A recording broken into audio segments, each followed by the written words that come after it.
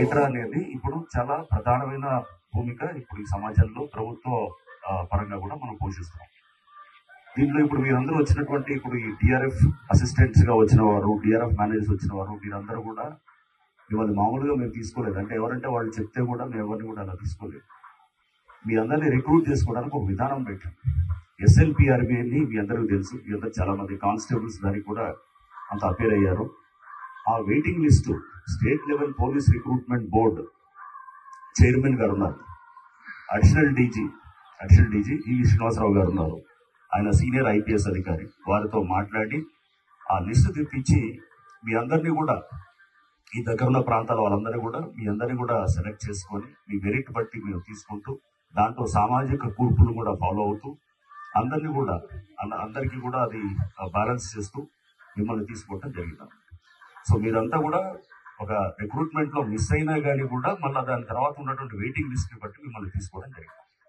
ఎవరైతే కనుక డిఆర్ఎఫ్ మీరు అసిస్టెంట్స్ గా ఉన్న వాళ్ళు కనుక బాగా టాలెంట్ చూపిస్తే కనుక నెక్స్ట్ దానికి కూడా తీసుకెళ్లేదానికి కూడా చేస్తా ఉన్నాం. మీ టాలెంట్ ఉంటే కనుక పైకి తీసుకెళ్లేటట్టు దీన్ని తప్పకుండా హైడ్రాలో మేము దానికి కావాల్సినటువంటి సిస్టమ్ ని కూడా డివైస్ చేస్తామని చెప్పి కూడా నేను సభాముఖంగా మీ అందరికీ తెలియజేస్తున్నాను. ఈ ట్రైనింగ్ కూడా దాదాపుగా పోలీస్ ట్రైనింగ్ లాగా ఉంటుంది.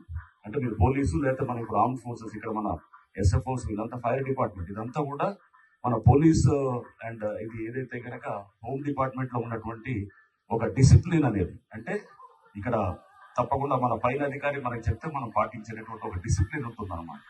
ఆ డిసిప్లిన్ అనేది ఆర్మ్ ఫోర్సెస్ లో కానీ, పారామిలిటరీలో కానీ, పోలీస్ ఫోర్సెస్ లో చాలా ఎక్కువగా ఉంటుంది.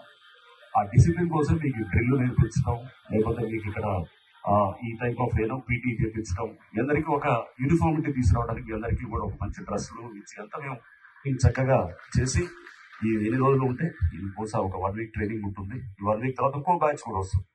సో ఈ ఉద్యోగాన్ని సీరియస్ గా తీసుకోండి, ఎందుకు విస్మరించకుండా సీరియస్ గా తీసుకోండి, నేర్చుకోండి. అసలు డిజాస్టర్స్ అంటే ఏంటి దాని గురించి చెప్తారు మన ఆఫీసర్స్, ఎలా హ్యాండిల్ చేయాలి, ఎటువంటి ఇష్యూస్ ఎలా హ్యాండిల్ చేయాలి అని కూడా చెప్తారు.